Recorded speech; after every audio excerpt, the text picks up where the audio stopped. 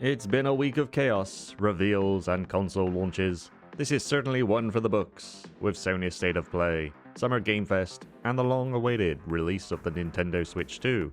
The gaming world has been nothing short of apocalyptic, in a good way. So buckle up, my eldritch citizens.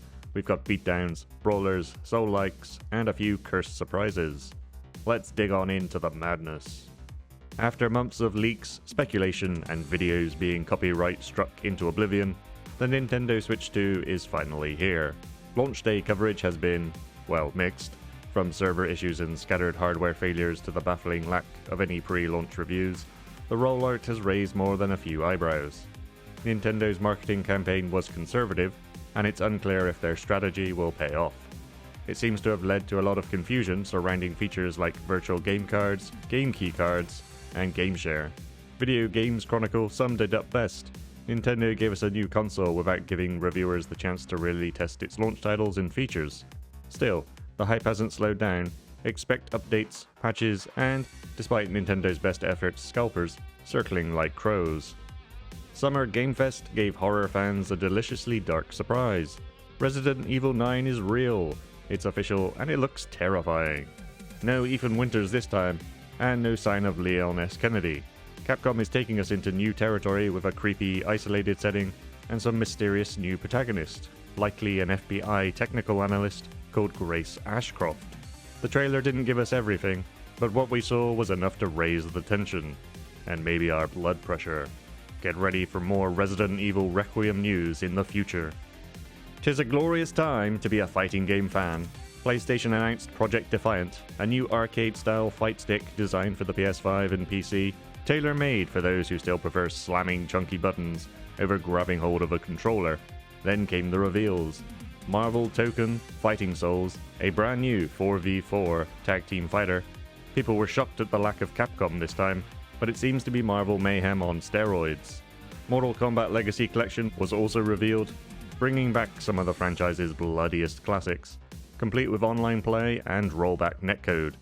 And from Street Fighter 6, we're getting year-free DLC, with heavy hitter Sagat, Sea Viper, not seen since Street Fighter 4, the return of Alex, who was also a DLC character in Street Fighter 5, and Ingrid, returning from deep within the Capcom vault. I covered Season 3 character leaks back in April, and it turns out all were in fact correct. This week could have well been called SoulsCon.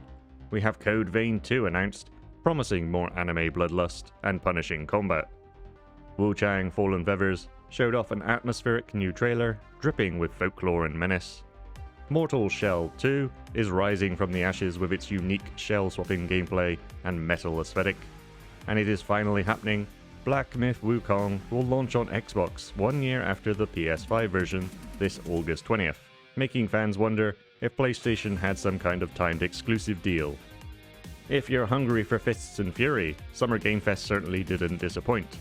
Acts of Blood is shaping up to be a gritty new entry in the genre, set in a dystopian future Bandung, Indonesia. It'll be hitting us all in summer 2026.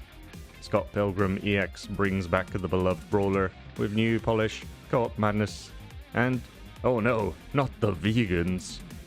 And Marvel Cosmic Invasions was unveiled with She-Hulk and Rocket Raccoon as playable characters, in what looks like a cosmic-sized brawl of a beat-em-up. It's happening. Final Fantasy Tactics, Ivalice Chronicles is real, and it's getting an enhanced release. Whether you're a long-time fan of the game or a Tactics newbie, this release should scratch that strategic itch in all the right ways. It will include both an enhanced and classic version of the game, which should satisfy everyone. And the Lies of P Overture expansion is out now, offering more puppets, more blood, and even more Pinocchio-based existential dread. The trailer teases new enemies and challenges.